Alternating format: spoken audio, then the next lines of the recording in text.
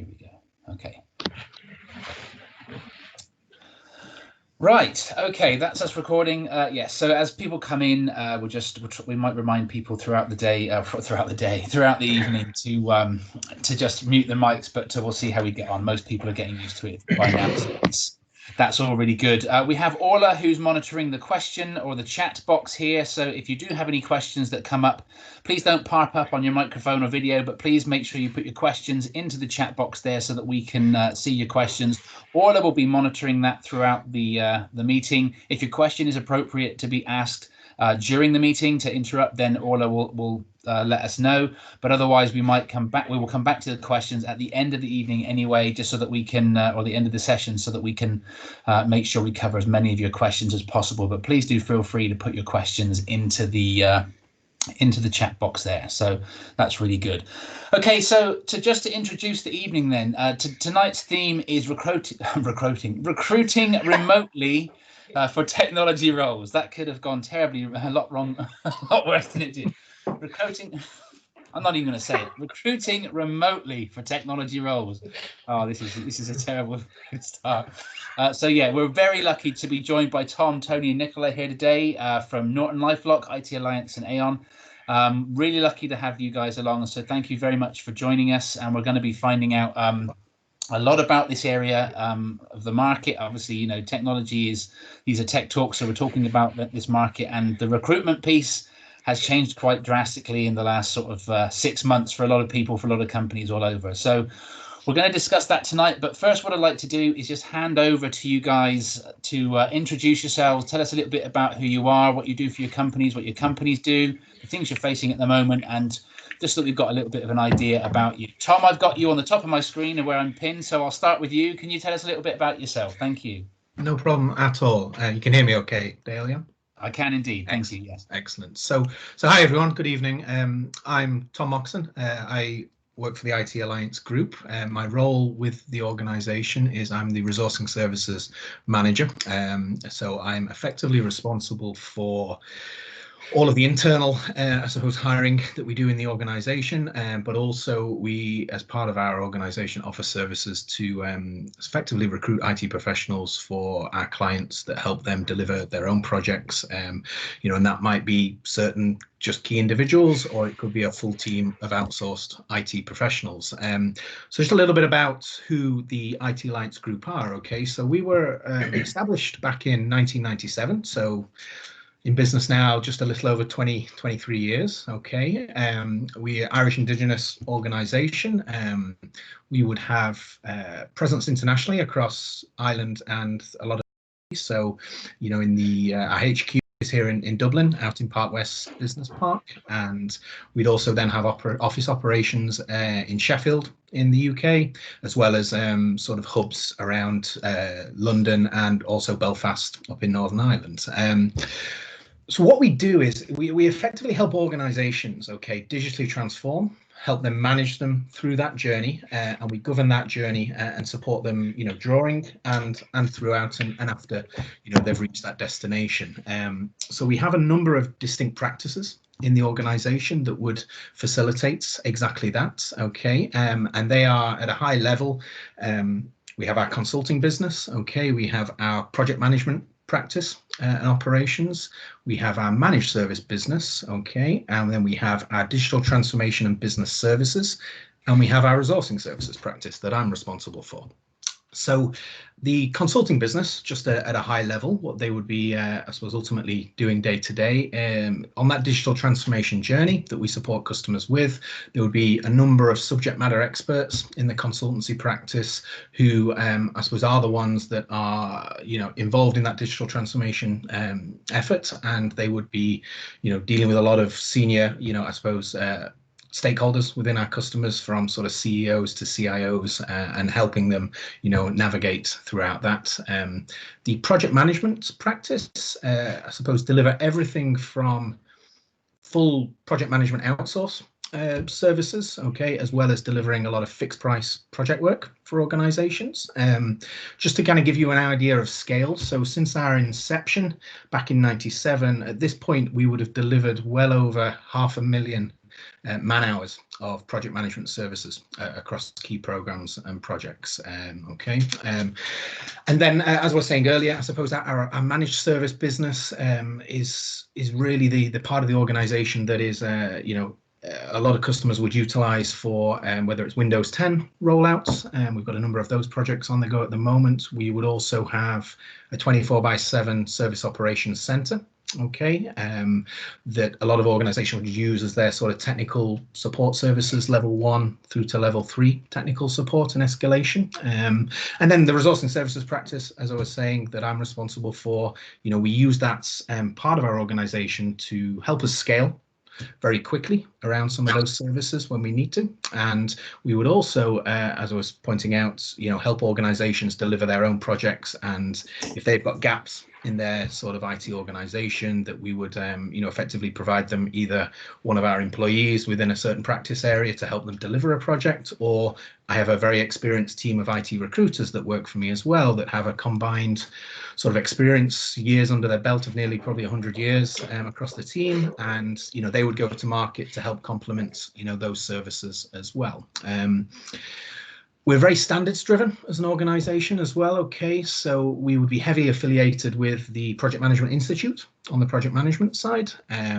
We would also, in terms of our managed service business, we're ITIL aligned very heavily there. And we'd also be a Microsoft Gold partner across a number of disciplines, such as I suppose we've got cloud platform, cloud data center, and I suppose the other one, Windows and devices, would be another area that we would be a Microsoft Gold partner in as well. So, we work across, enterprise and corporate organizations, as well as all sizes of semi-state, businesses and institutions as well. Fantastic. Thank you very much for that. That's a really good eye-opener and insight into your organization there. Tony, tell us a bit about yourself and your organization, and let us know who you are. Love to. Thank you so much. Well, evening, everyone. Thank you so much for having me attend. Very much looking forward to the next hour or so. So my name is Tony Fernandez. I have got roughly 15 years of experience within talent acquisition. I've worked within telecoms, aviation, e-commerce. I've worked with 2 Irish startups, one of which ended up being sold for 125 million to IBM. And in the last 6 months, I've joined Norton LifeLock. So Norton LifeLock is it's actually a reasonably new brand, but it's born out of the embers of 2 very recognizable brands that I guess myself, being probably one of the older people on the call here today, will recognize, which is Norton Antivirus, and then which looks after the consumer cybersecurity space, and then Symantec, which looks after the enterprise security space. So last year, Symantec was acquired by a company called Broadcom, and as such, Norton LifeLock was set up as a brand new company to solely focus on the consumer cybersecurity market. So at this point in time, we have roughly 50 million subscribers globally. We have our headquarters are in the States, but in Dublin we have probably in the region of 100 to 150 employees, but we're actually looking to potentially double that headcount within the next 18 to 24 months.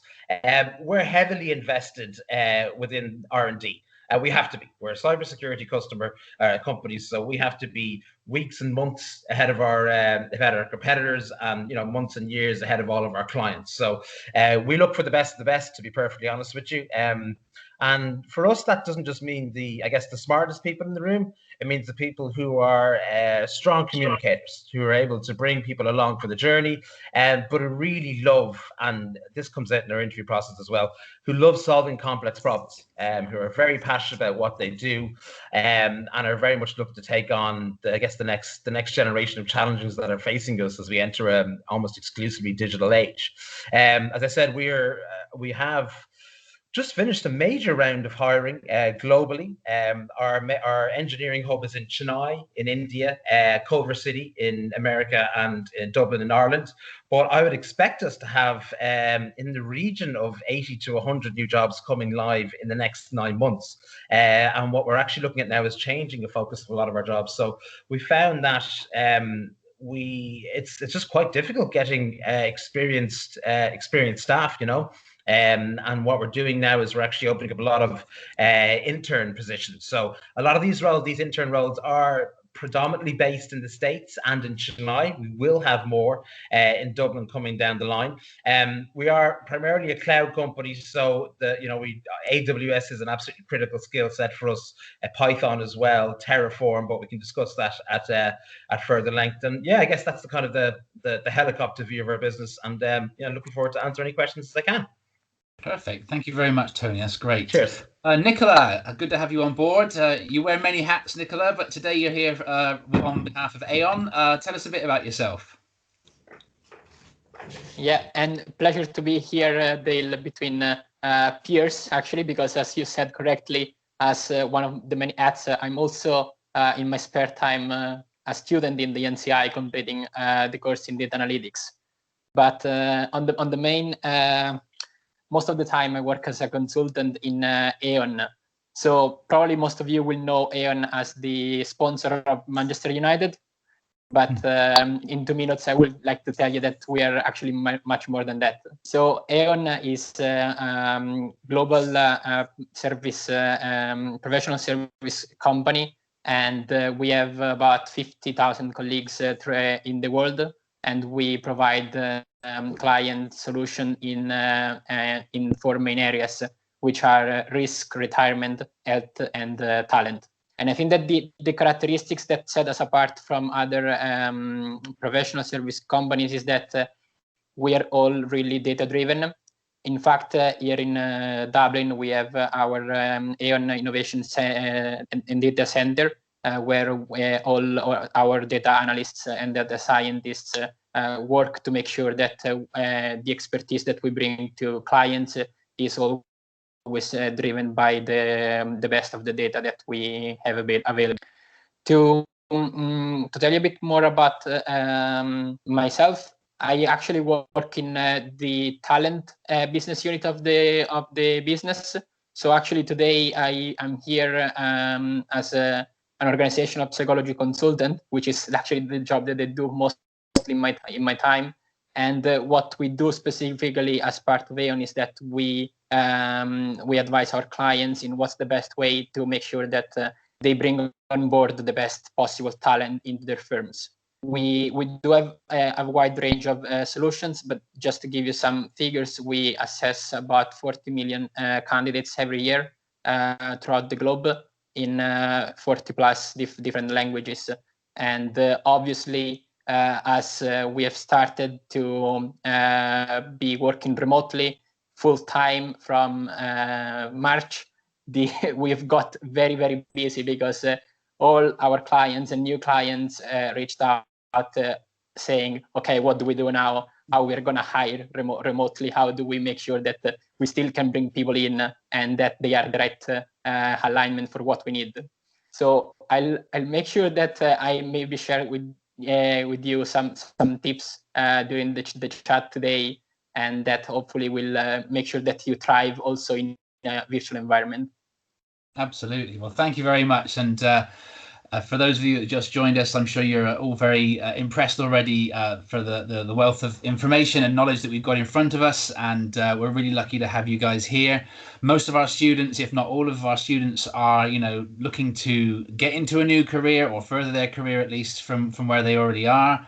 And so the whole topic of recruitment and moving forward in your career is a huge thing for us. And we're really lucky to be able to discuss this whole area with you guys today. So I suppose to kick off the questions, I suppose to get the most obvious one out of the way, what has changed the most for you guys in the last 6 months in terms of recruitment and selection? Does anybody want to start with that one, or will I pick on someone? What's changed?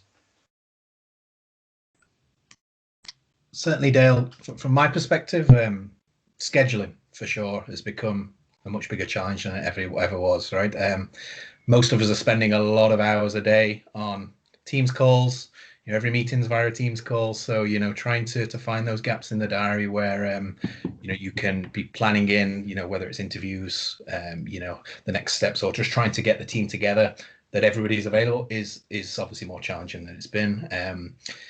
I'd also say the onboarding process and introductions has obviously got obviously difficult. Majority having to be delivered remotely right now, without a doubt. And that's new for our organization, as it is for a lot of our customers as well. So, everybody is navigating the same space. So you do have a feeling that everybody's in it together as well, which is good. But certainly, some organizations are working remotely for the first time ever in their history, and trying to adapt to that and support them through that journey. So certainly from my perspective, they'd be the kind of the biggest challenges I suppose we're facing at the minute.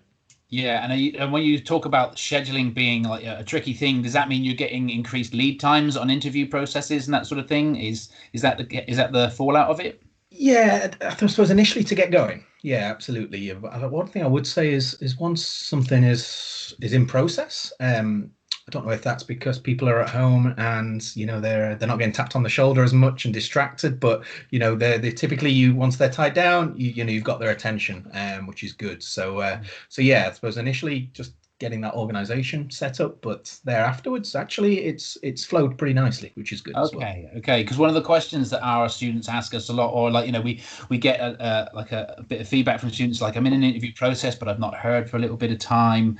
Does that mean they're not interested or whatever? So it may well be the case at the moment, especially for the things you're seeing, that possibly the lead times are causing a little bit of delay, but not necessarily once they get into the process. Is that a fair thing to say? Yeah, certainly in my own personal experience, we're still moving a lot of things forward and through to completion, which is good, Okay, and is that the same for the rest of you guys? Tony, how is it for yourself? I'd echo what Tom says. Yeah, I think once we get the process moving and have people interviewing, we're running, I would actually say, some of the fastest processes I've ever been involved with. We've got engineers through from initial screening call with myself through to offer acceptance stage within sort of 3.5 weeks. The issue is at the very start of it. So the market has changed completely. It's now an employer's market. We were coming off the back of a situation where it was very much a candidate driven market. Volume has, I would say, almost quadrupled even in the 6 months when I've been there. I think one of the trickiest things is we're still, I mean, I can't speak for all employers, but there's still a little bit of cautiousness. We are committed to hiring, but we don't know what's coming around the corner. Economically speaking, there's still potentially more implications for us as an organization. There's obviously implications for us as a country as well. So these things play a part. And I think as well, we probably just, we really have to make sure that, yes, do we need this role? 100%. Are we capable, as Tom says, well, to onboard someone successfully and ensure that they get a good first candidate experience and then employee experience, and also that there is a solid roadmap in place as well. And simple things like technology and ordering hardware, there's a lot of different things a lot of different problems have arisen over the last few months as a result of COVID. But I suppose one thing to touch on is and again, we may come back to this point, is just the CVs and the number of applications we're getting. I'm seeing, single candidates applying for 7, 8, 9 different roles. And I suppose I'd be foolish not to touch on that, because I think it does do candidates disservice. It's better to identify a role that you feel you're suitable for and you can add value to, as opposed to just getting your CV into any and every opening within a company, because you have to manage your brand as a candidate and how you're perceived in the market, and the value that employers see into you. So we can revisit that point, but volume has, as I said, pretty much quadrupled since probably April, or probably end of April of this year. Yeah, I can imagine that, and that was actually something I had wondered myself. I know some of the larger companies out there don't mind you applying to several roles. They'll let you apply to, I think it's like 3 roles. A friend of mine is a recruiter in Facebook, and you can reply to several roles within the organization. But it had always made me wonder, like, what does it look like from the organization's point of view when you get somebody applying to a lot of different roles? So it's very interesting to hear you talk about that, and we may well come back to that and revisit it as well. Nicola, is it seeming the same from your point of view? Yeah, it actually, we see pretty much the same trends on the volume of candidates. That is something that I wanted to touch on Tony's point, because many companies that we work with have seen the same issue with the volumes of candidates that has just become very difficult to handle. and in many cases, actually, they've started more than before using some ways of assessing candidates early on to make sure that to cut down the numbers, because obviously it's not possible to look at thousands of CVs. So something that I would like suggest to the students is like make sure that first of all, like you tick off all the criteria that the company is looking for, because most often, very often, like there will be like a hard killer questions in the application form, and then like another thing that very quickly will happen is that you may be asked to complete a series of tests. Like our psychometric assessments are just an example, but there are many organizations like ours in the market, and we see that this is a solution that is used very often now when the volumes are getting out of control. So like make sure that you do a very good preparation for that, because obviously that is the way to showcase to the company that you do have like that set of skills that is worth for them to spend the time in getting to know you better. And another thing that is also like increased a lot is the amount of video interviews. Video interviews that can be synchronous or asynchronous, and the way employers look at them now is increased drastically. Like barely everybody is now using video interviews. So it's even more important for candidates to prepare very well for these interviews, because they now need to stand out from the crowd even more than it used to be. Yes, a very tough market in that case. I would suggest. I know one of the things that we teach, and it won't be the case for the students that are listening at the moment because these are all new students. But the students from our past classes, we've already talked about. We would talk about the CV composition and just how tricky it is for a recruiter. I have a background in recruiting, and I tell my students all the time that one job can easily have. Now, this is when I was working on it. It could easily have 100 applications coming in for one role. Give us an idea of numbers. You mentioned obviously that that the application can be getting out of hand now. What sort of numbers are you seeing? What's your magic number there, Nicola? It actually depends on the employer. Like I would say that the top of the class that have a very strong employer brand could easily get thousands of applications. Especially for the graduates, the graduate programs are really big, and obviously like some companies that we work with that would have very strong brand would attract most of the talents in the market, and then it's where like the volumes are actually out of control. Yeah, and Tony and Tom, are you seeing this? Are you seeing these same numbers as well? I'll jump in, Tony. Yeah, interesting. On my side, Dale, at the lower end, sort of grad into sort of junior positions, absolutely higher volumes. We would have a lot of requests out for quite a lot of subject matter experts, particularly around cloud technology such as Azure and AWS, and actually it's the opposite in those areas. So the thing I'd say is getting yourself accredited and qualified in the IT disciplines is still a very, very strong degree and qualification to have. We still have a shortage out there of talent, would you believe, despite they say high applicants at one end of the scale, the higher up the ladder you go, there's still challenges out there. There's still a bit of a war for talent as well. So there are still key areas that we struggle with consistently as well. Yeah. And Tom, was it for yourself? Tony, for yourself? Tony, quite all right. It's actually, again, it's very similar to what Tom has said. Like at the lower level, the less experienced level for sort of graduate or 0 to kind of 3 years experience would be very top heavy in CVs and profiles coming in. But yeah, I mean, for the last 4 roles that I filled were at the principal cloud level, and they were actually people that I would have sourced directly through LinkedIn, and again across all these areas, like things that really kind of stood out on the CV were people who obviously had strong educational backgrounds, but had the extra certificates, had the AWS architect or the developer piece, and so anything that you can do that can add to your value as a candidate, or show that you're really committed to this career path, and you can demonstrate that on your CV is hugely advantageous. The volume isn't an issue because we will get through everyone. I guess again, it's to make sure that you're apply for the role you want, not just to get your CV into a company, because it can be quite easy to get lost when you're in there, you know.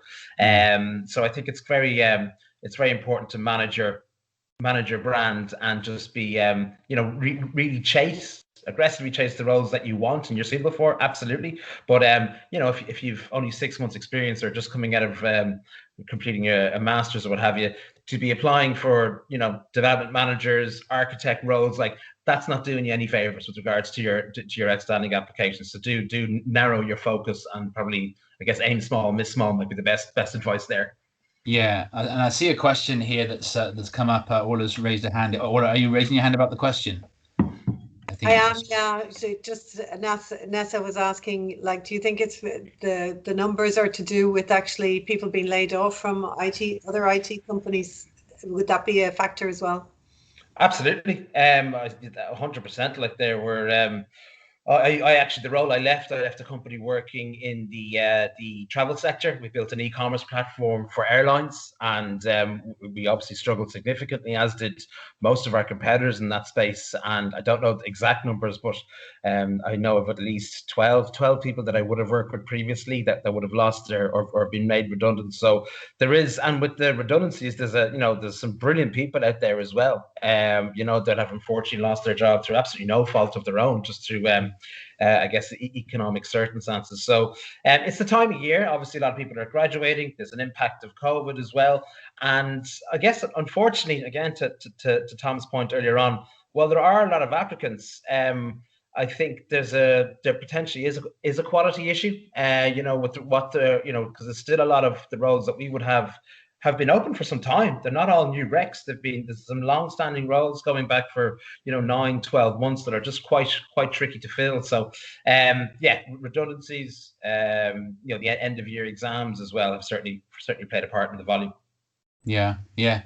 And are you seeing? There's another question come here, and it's related to what we're talking about. Is it difficult for people, therefore, to kind of shift in their career? Like, are you seeing a lot of the people that you're talking to, any of you really, are you seeing a lot of the people that you're talking to are coming from an unemployed position, or are they coming in and are they actually shifting, shifting their career and moving into a new space? Like, what are you seeing in terms of that kind of the tapestry of that kind of landscape?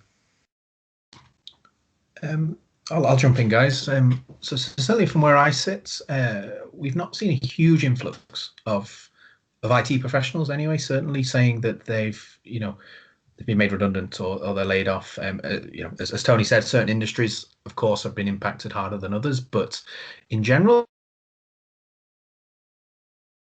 occasion we would get in are people pivoting a little bit, for a slightly different type of role, or they've been maybe working on more of a contract basis, whether that's fixed term, and that term's come to an end, and unfortunately that's happened during COVID. So finding that next opportunity just hasn't been as easily available as it maybe was 6 to 9 months ago.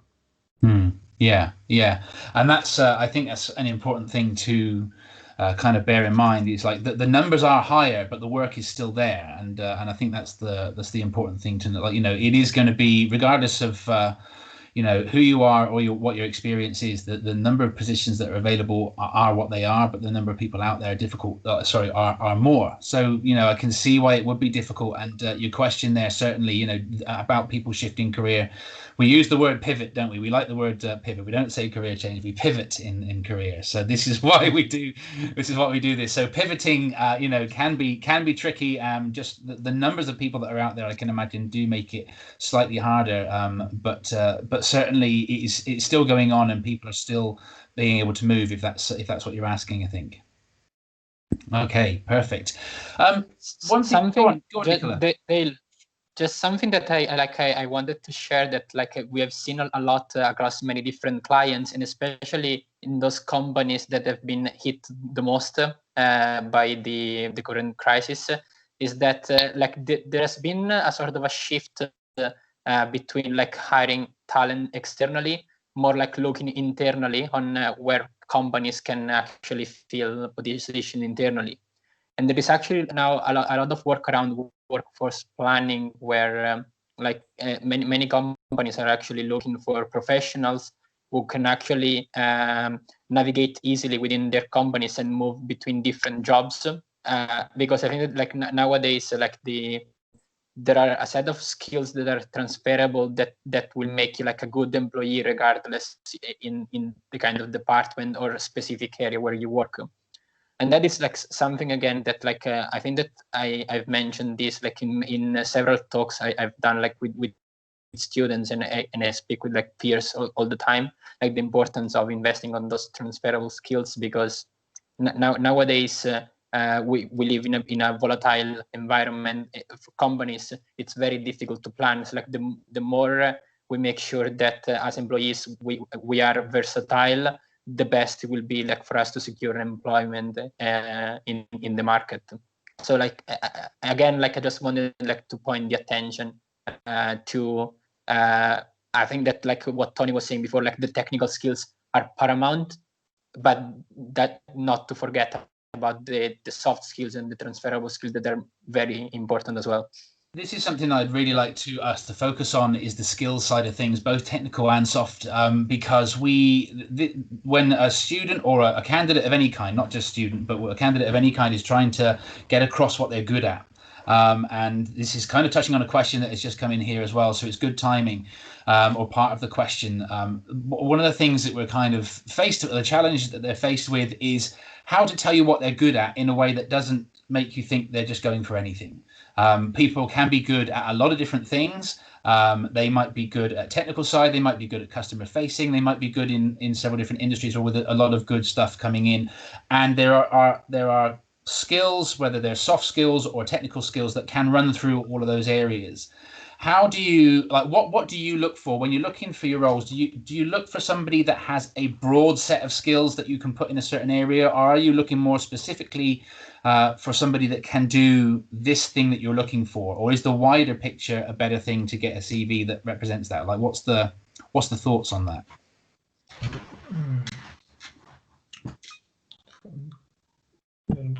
One you guys want to take it? Like, if you want, I can tell you, like, this is a very broad question. It actually like it depends on what the company is looking to see. So like maybe Tony and Tom can speak more specifically about their companies. What I can say is that more and more the companies that we work with would make sure that the technical skills are there, because obviously the people that they hire will need to perform their jobs, but the attention has shifted a lot towards the soft skills. Can they fit well within the team? Can they communicate effectively? Can they prioritize? Are they actually self-starters? And this actually, this is become even more important now that we work remotely and there is actually no direct supervision. So all these elements have become even more important today, because employers need somebody that they can rely on, that they know that they will be proactive and actually look for a job and be self-starters in the way they operate. And again, that they can communicate and collaborate effectively in a virtual environment with their colleagues. Certainly, and this is something I'd like us to linger on just for a moment, if we can. I'd like us to come on to the technical skills in a little while and give some people some tips for how to convey their technical skills and how to upskill. And I would like to come on to that. But just lingering on the idea of soft skills for the moment. I know I'm reminded of a time when recruiting in tech, I think probably a year or two ago now, I spoke to a hiring manager who said, to be honest with you, the technical skills I can teach, I can't teach this person to be a good colleague. And so I need somebody that's already got that. And I get the feeling that is still quite a theme that runs through most businesses today. The skills can be taught that are technical to a degree. Obviously, you don't want to be hiring somebody that doesn't know anything, but at the same time, that they are on their way. But the soft skills are really important and harder to teach for a lot of people. The difficulty that we have with trying to convey our soft skills is that every single person in the world is going to say good communicator, good team player, and all these things spew out. And we try to but we try to help our students understand how this needs to be presented. But rather than me say that the things that we're teaching them or trying to get them to do, what do you look for when somebody is when you're trying to look at a CV and see the soft skills that somebody has? What's the best way for them to do that? What's the best way for them to convey that they are a good person to have on your team in a soft skills kind of point of view? If I could jump in one piece, and this may be speaking personally as opposed to on behalf of the company, I absolutely love seeing graduate CVs who have had some experience in customer facing roles, like anything in retail, in customer service, working on phones, dealing with the general public. It's massive. It really is massive, like, because at the end of the day, it doesn't matter how good you are at something or how wonderful your product is, people come back to people. They come back to people who they felt comfortable with, who made it easy to create a relationship. So that kind of extra experience outside of school is massively important. It should be showcased in the CV. And project work that they would have had, and the number of people that they worked with on the project, and to be, I guess, seeing a massive list and array of technologies isn't that impressive for me, to be honest with you. I see that all day long. I work with people who are immensely smarter than I am. What is impressive for me is to see people who own their technology skill sets on their CV, and show and can convey the responsibility that they had and how they brought people along for the journey and their role within the project team and the result that the project achieved. So the projects that you select in your third or fourth year, like, will play a really, well, for me, for retired graduates, will play a critical part in how we, if you get through to speak to myself on a call or in the interview stage. So the project experience really showcase that, have good results. And yeah, as I said, any kind of customer service or retail or experience outside of college that involves dealing with the public just lets us know that you can work with people. You've experienced dealing with human beings, like, and we're all a little different, and we have to manage everyone differently, Yeah. And is it the same for yourself, Tom?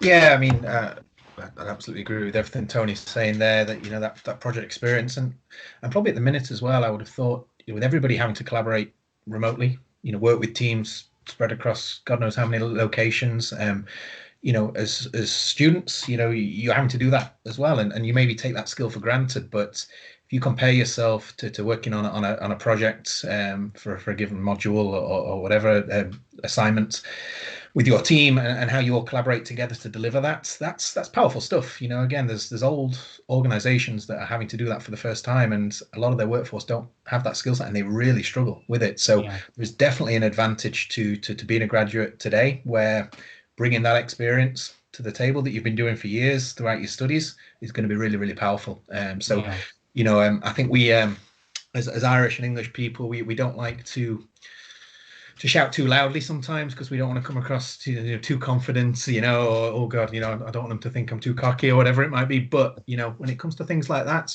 be proud of that, experience, because it's going to be hugely valuable in the future. Absolutely. Hugely. Yeah. Orla, you've got your hand up there.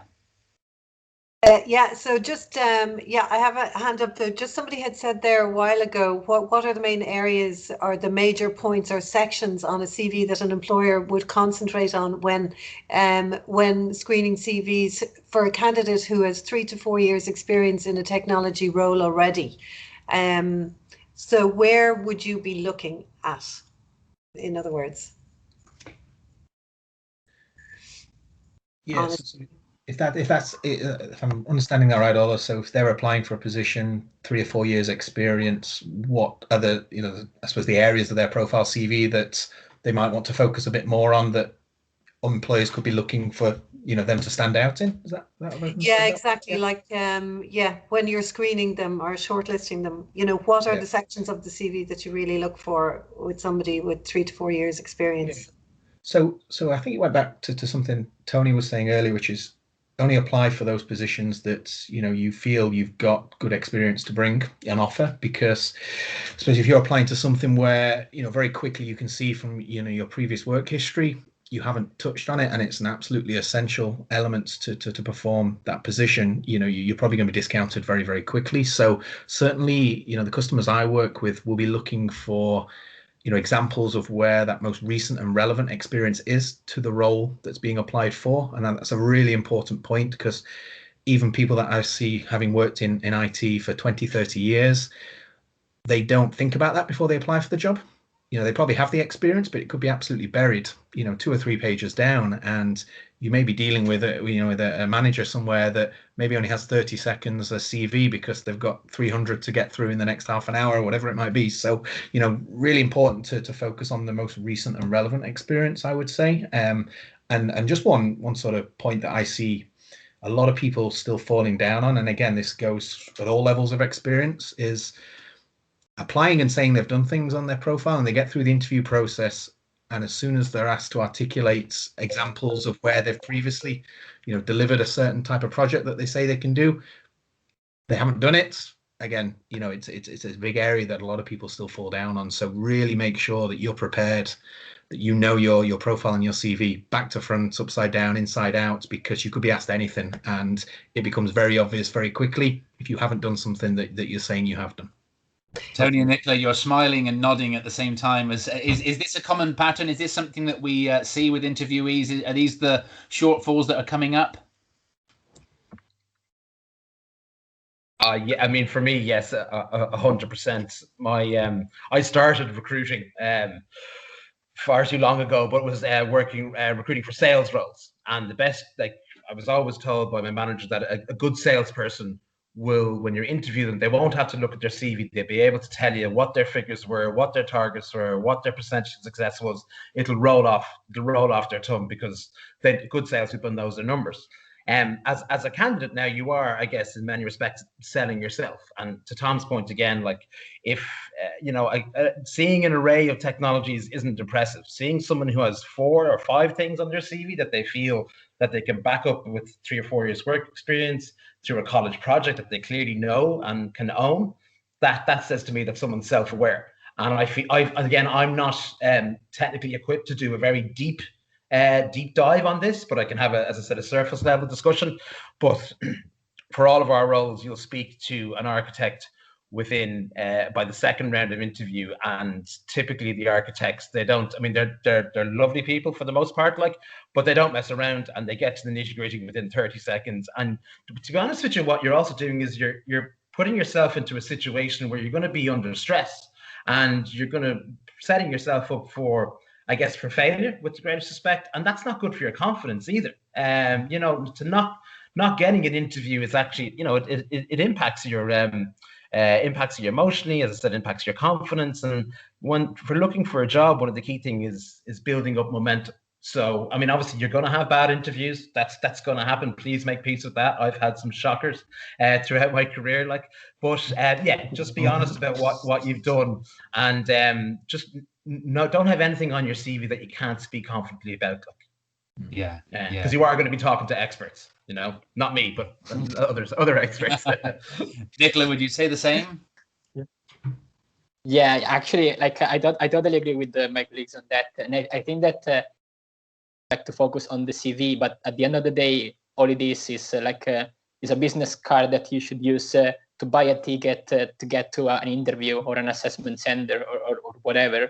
But then, the important thing is the content, because you can put whatever you want on a CV, but then when you actually made it to the interview or the assessment center, there will be experts that will dig deep into actually what you're capable of. And either they will be recruiters or hiring managers that actually know very well their stuff. So there is no point in line on that. Actually, you will do yourself bad, as Tony was saying, because you will be put under pressure, and those people will actually uncover your mask pretty easily, and you will actually not be seen as professional from the employer, which is something that nobody wants to look at.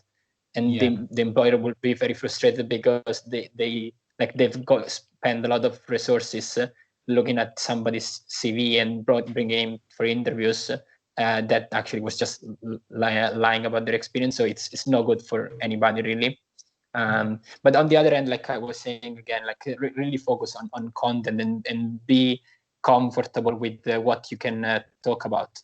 And I think that something that is really important is for candidates to craft their stories in a successful and impactful way, because the recruiters will probably ask you 3, 4, 5 questions, and in those 2-3 minutes that you have to answer each of them, you need to make sure that you tell about that experience where you have worked with colleagues, where you have solved a complex problem, and you can showcase the best that you can during those 2-3 minutes that you have to talk about what you've done.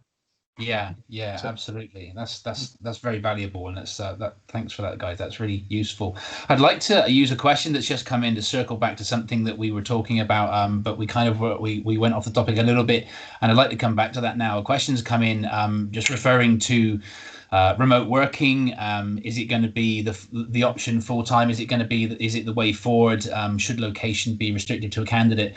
And I'd like to incorporate one of the things that we were talking about, the skills that we, soft skills that we use, and the soft skills that we need to get on well in roles.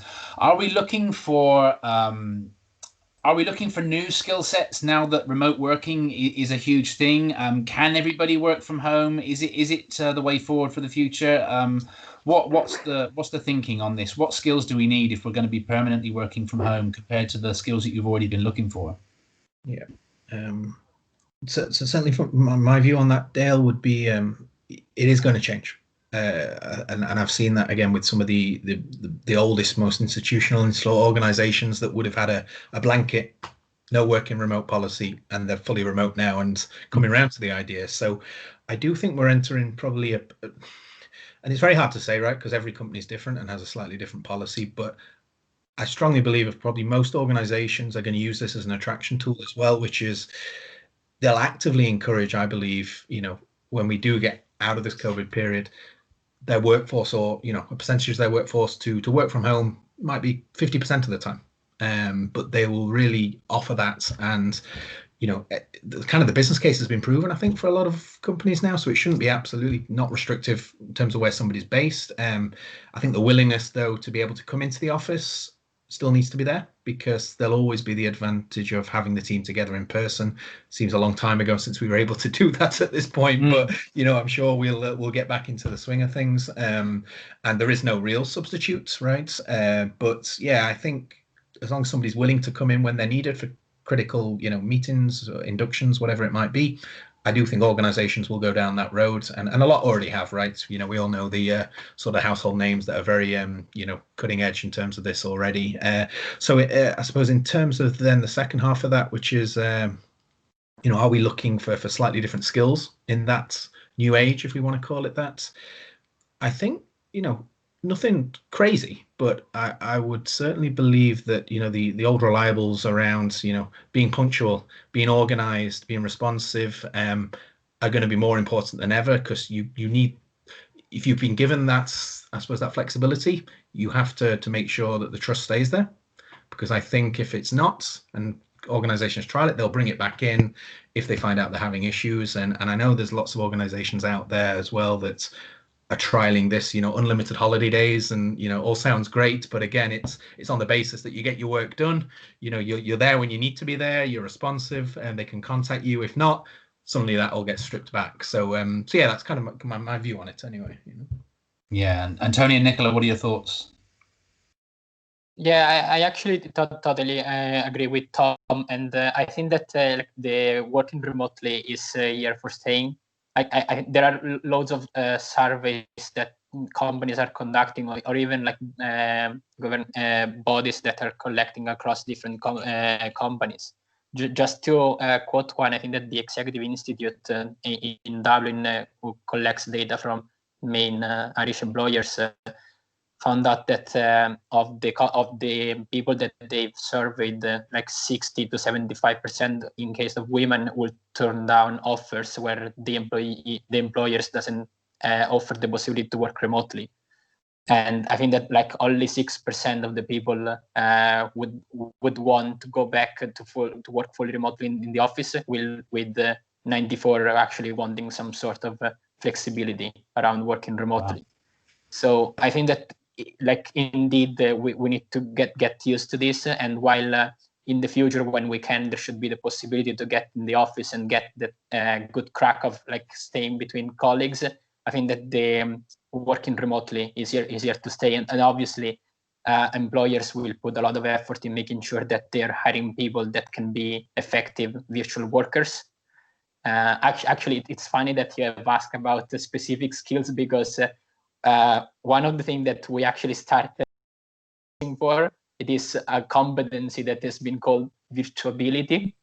That actually, it's actually a combination of the different competencies that already exist. Like, again, we are not inventing the wheel here, but I think that again, nowadays there is like that focus on candidates who are self-starters, that are responsible, that they're punctual, that can work collaboratively well. And I think that, like, to a certain degree, the importance of resilience has also increased quite dramatically now, because it is important for people to be able to manage their own time, to make sure that staying at home, they can separate well work from life, because nobody wants employees that are burned out and they cannot actually properly switch off from work. So I think that it's important as well to have that mental endurance to be able to live through challenges that working from home can bring with it.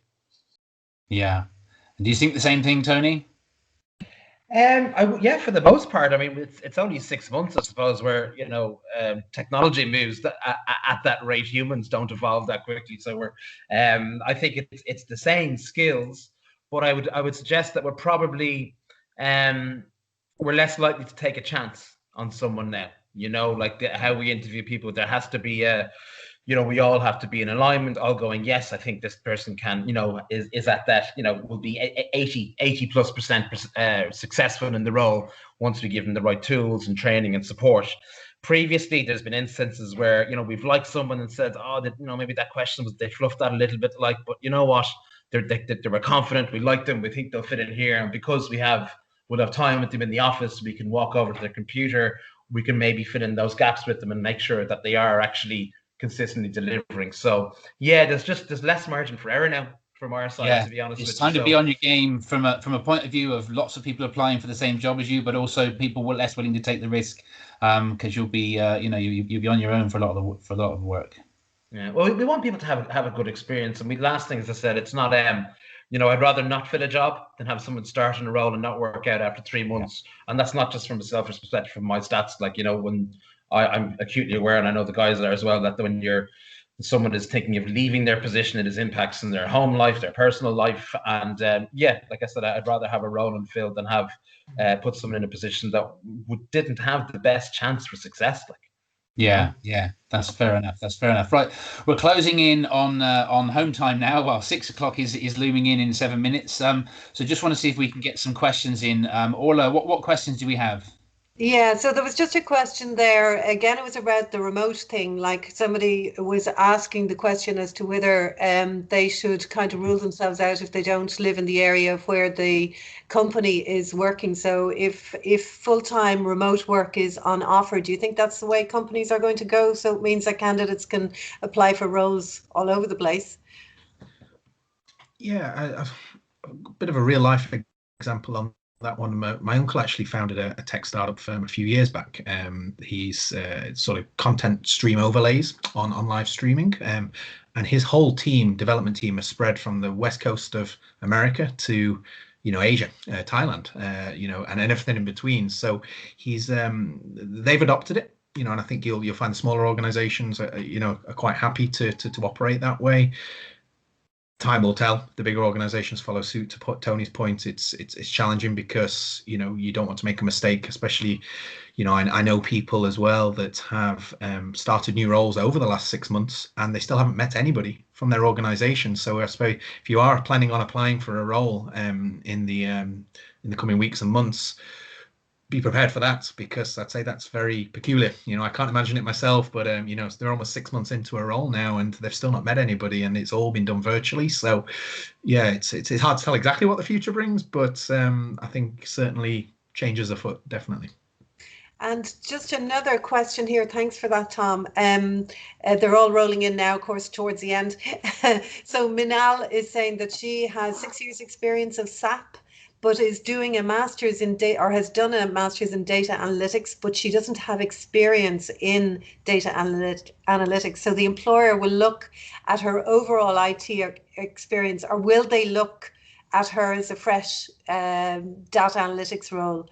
And she was just looking for some guidance on that. And a lot of our students who are part-time would be like that, where they might have very good technical background, but they're studying data analytics or cybersecurity, but don't have any experience in that area. So how would you guide them? I guess, to be honest, I'd be very reluctant here to make a blanket answer, because everyone has to be taken on a case-by-case basis. I wouldn't comment on anyone's future without having seen a CV, like, to be honest with you. But I guess that the key thing is that it's how you convey the information. Again, like, the CV is a small part of the overall hire, but it's that first 2 or 3%, that gets you in the door. So absolutely, we do look at people who have skills within IT, but are maybe looking at a different sort of vertical within there, transferring 100%. But it really depends on what experience they've garnered before this. What was the environment, the level of responsibility they have, and how they've communicated this on the CV. A very simple thing, and I have it on my own CV, is just to have maybe a key achievement section. So have 3 or 4 points for things that you were solely responsible for in your previous role that you could talk about, and things we want to see are doing something better, doing something cheaper, doing something faster. That's a lot of the 3 areas where things break down. So don't be afraid to put some stats in, things like even links to sort of Bitbucket, where we could potentially have a look at your code. I wouldn't look at your code. It would make no sense to me. But one of our hiring managers actually identified a CV that I had missed in Workday because he had a look at their code and felt this guy's code is pretty quality. So the small things you can do, don't be afraid to make that career change. But yeah, as I said, it's really, you have to make sure that your CV gives you the best possible chance when you get to interview again. I know we're kind of going over this point again and again, but it is a small market. So whatever experience you have, to Nicola's point, make sure it's transferable into a different vertical. So focus on the areas where there is sort of a level of congruence against with the new role. Perfect. That's great. Thanks for that, Tony. There is a long question here from Corin, but I think we're coming to the end here, Dale. So I don't know if I have time to ask that. I think a lot of it has been taken up with what's been said.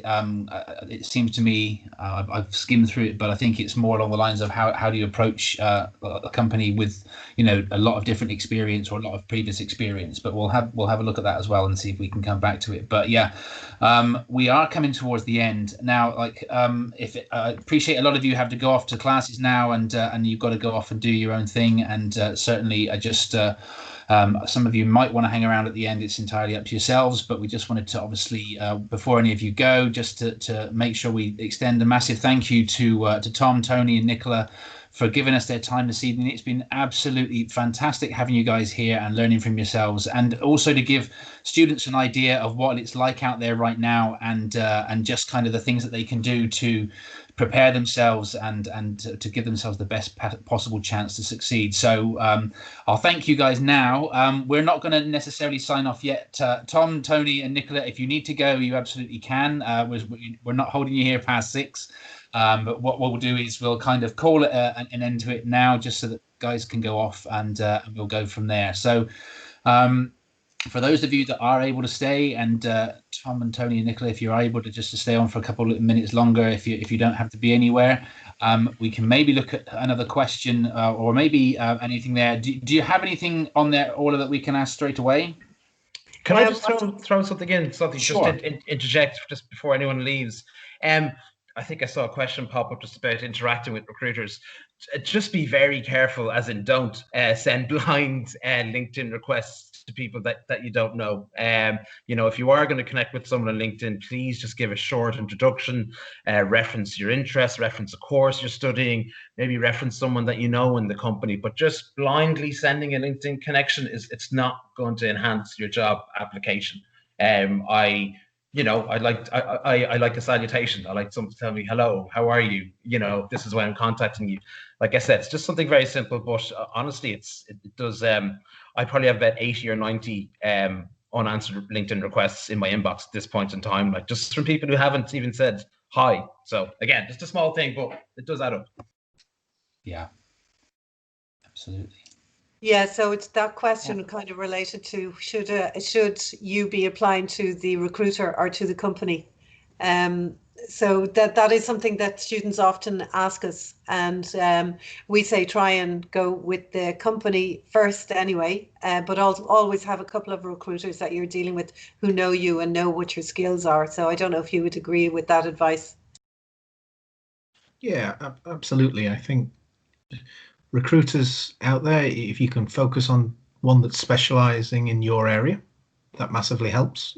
So if you're trying to be a project manager, somebody that has that network of project managers can provide a lot of advice. But I'd also say just you're investing your time in them, they should be investing their time in you as well. So if they're not willing to have a call with you to understand what you're looking for, what your drivers are, maybe my advice might be stay a bit more clear, but there definitely are some very professional guys out there, and that's again are very good subject matter experts in their particular area, so they can carry value without a doubt.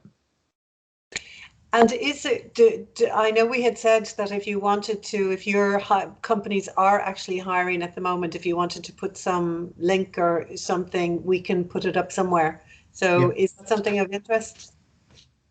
Yeah, I mean, from my perspective, just very quickly, there's two websites that we would have. We operate under two brands. So we have an auxiliary brand, which is the IT services part of the business. You can go on our website, and there's obviously a jobs career section in there with all of the active opportunities. And then our resourcing services business has a separate website, which is more client-driven engagements.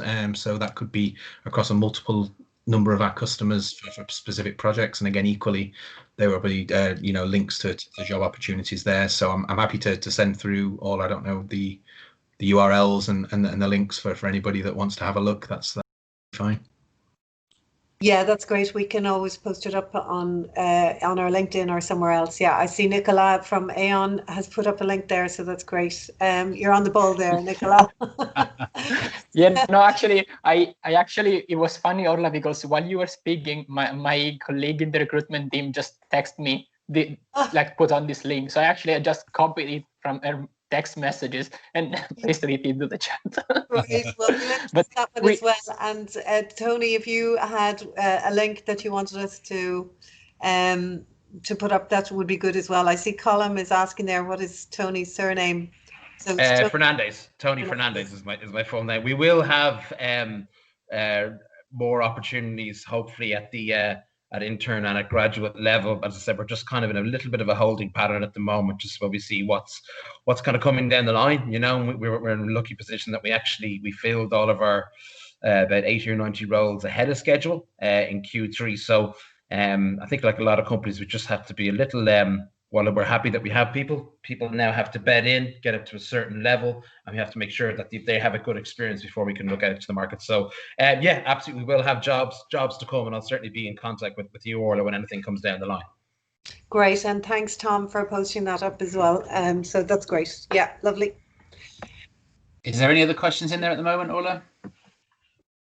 No, they're all leaving, and lots and lots of thank yous, and for a wonderful session. Like people are saying how very informative it was. So so thanks very much for all of that information.